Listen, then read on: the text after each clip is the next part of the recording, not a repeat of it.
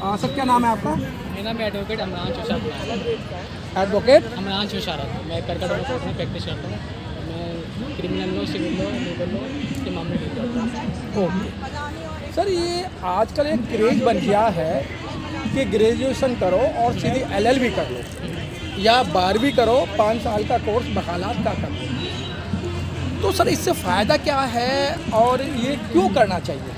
क्योंकि LLB जो है 3 साल का कोर्स है। अगर आप ग्रेजुएशन करते हैं, इसका कोर्स में होता है बैचलर ऑफ लॉज। इसमें अलग अलग लॉज होते हैं, जैसे IP। अगर हम ये कानून जान लेते हैं तो हमें देश के विदेश के अलग अलग क्षेत्रों के में क्या क्या हो रहा है, शिक्षा में, स्वास्थ्य में और अलग अलग जो क्या क्या कानून है तो वो पता चलते हैं। जैसे सरकार भी आजकल हमारे काफ़ी अरेंजमेंट करती है जनता का, अलग अलग संशोधन ला के, अमेंडमेंट ला के संविधान के अंदर छेड़छाड़ करके, इससे आम जनता को पता नहीं होता। अगर हम कानून LLB कर लेते हैं तो एक तो हम अपने लिए अलग द्वार खोलते हैं, अलग किसी एक भी क्षेत्र कानून के क्षेत्र में जाने के लिए, पर हम सामाजिक कार्य भी इसमें कर सकते हैं। अगर हमें अपने कानून पता हो गए तो हम अपने लिए भी और दूसरों के लिए भी काम कर सकते हैं। लेकिन इस तरीके से सरकार जो है समय समय पे आगे आपने कहा संशोधन करते हैं।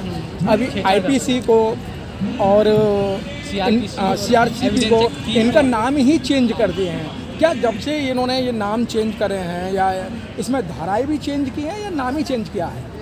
जो IPC तीन एक्ट है, एक IPC, CRPC, एक इंडियन एविडेंस एक्ट। हाँ। इनके नाम चेंज करके एक BNS, एक BSS, एक BNS, इसका भारतीय नागरिक सुरक्षा संहिता, भारतीय न्याय संहिता और एक भारतीय साक्ष्य संहिता। इसमें अभी सिर्फ इनके नेम चेंज करें, जो अंदर का जो मटेरियल था वो कट कॉपी पेस्ट एक तरह से कट कॉपी पेस्ट है। हाँ।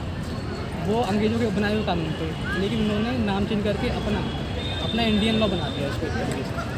आप देखेंगे तो उसमें एक तरह की सारा वही चीज़ थी, कट कॉपी पेस्ट थी, बस कुछ ही चेंज करा है हल्का सा। लेकिन पुराने जो कोर कंसेप्ट वही है। हाँ, जो पुराने वकील थे जिन्हें वरिष्ठ अधिवक्ता कहा जाता है, और जैसे आप जैसे युवा साथी हैं जो पुराने अधिवक्ता हैं, तो इन कानूनों से क्या उन पर कोई असर पड़ा है? क्योंकि उन्हें तो रटा था इंडियन पेनल कोड वाला या CRPC का उन्हें रटा हुआ है, लेकिन अब जो इन्होंने जो नए नाम दिए हैं वो तो बड़ी मुश्किल से याद हो पाते हैं और कानून भी अंदर की 90% सेम है। हाँ। 10% चेंज किया गया है इसको। इससे क्या होगा, जो नए एडवोकेट है उनके लिए स्कोप हो गया है, जो रटाया था पुराना वाला। हाँ। तो इससे क्या होगा, जो पुराने वकीलों के लिए उनको दोबारा मेहनत करनी पड़ेगी, हाँ। और जो यंग वकील है वो भी स्टार्ट करेंगे। तो एक तरीके से जो पुराने वकील नए वकील है वो एक तरह से सेम बेस पर आ जाएगी। अच्छा, ये वकील साहब एक बात वकीलों के लिए फ़ायदा है। एक वकील ये बात यहाँ भी आती है, कहते हैं ये वरिष्ठ अधिवक्ता है ये, और वरिष्ठ का नाम आ जाता है तो उसकी तो लाखों में फीस चली जाती है ना। तो क्या लगता है कि वो कानून ज़्यादा जानता है या वो क्या मैटर है ये? हाँ। वो कानून इतना जानता है जितना नए वकील जानते हैं। हाँ। बट ये एक एक्सपीरियंस है उसको ज़्यादा है। हाँ। तजुर्बा ज़्यादा है। तजुर्बा मतलब लॉ को इंटरप्रिटेशन का होता है, लॉ को इंटरप्रेट कैसे करते हैं तो उनको वो तरीका ज़्यादा मालूम होता है, तो नए वकीलों को तजुर्बा नहीं होता तो। हाँ। तो ये एक बड़ा फैक्टर है इसमें। अच्छा, जिस तरीके से वो नए जज बनते हैं, अगर कोई पुराना वकील उनके पास चला जाता है हवाओं में, तो उस वकील को देख के जज जो थोड़ा सा भयभीत से हो जाते हैं। कई जगह मैंने देखा है ऐसा होता है, लेकिन हाँ। जो जज होते हैं जो पुराने वकील को ज़्यादा प्रेफरेंस देते हैं। नए वकील सोचते हैं कि इसको क्या ही पता होगा, क्या ही मालूम है। हाँ। तो वो सोचते हैं कि जो पुराना वकील है तो उनको ज़्यादा पता है, नए वकीलों को कम पता है। तो ऐसा जो 50% जज हमें देखने को मिलता है इसमें, कि जो यंग वकीलों को देख के वो पुराने वकीलों को ज़्यादा फेवर करते हैं। तो वकील साहब जिस तरीके से जो पुलिस ऐसे सारे नहीं है, कुछ जज ऐसे हैं जुडिशरी में जो पुराने वकील को ज़्यादा प्रेफरेंस देते हैं। वकील मैंने साहब खुद देखा, मैं अलग अलग कोर्ट में गया वो मैंने हाँ। देखा कि जो जज होते हैं, जो सीनियर एडवोकेट है उनको ज़्यादा मान्यता देते हैं। वकील साहब देखा गया है कि पुलिस आती है और युवाओं को यूँ उठा लेती है, ना कुछ पूछती है ना कुछ करती है। अगर कोई पढ़ा लिखा है थोड़ा सा उस पर रहम कर देती है, अन्यथा तो उन पर उल्टे सीधी तरीके से धाराएं लगाकर उनको बंद कर देते हैं।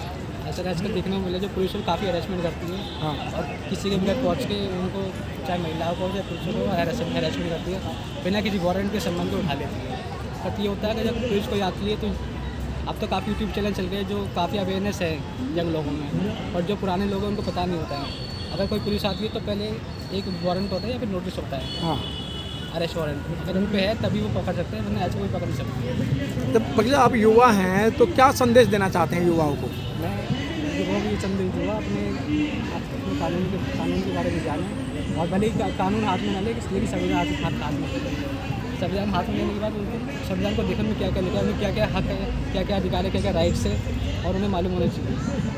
और LLB ना करे, लेकिन अपने जो क्या कानून है, फंडामेंटल राइट क्या क्या है, हमारे संविधान के अंदर एक पार्ट है, पार्ट 3, इसमें फंडामेंटल राइट दे रखा है, उसमें हमारे 6 राइट है जो हमें पता होनी चाहिए।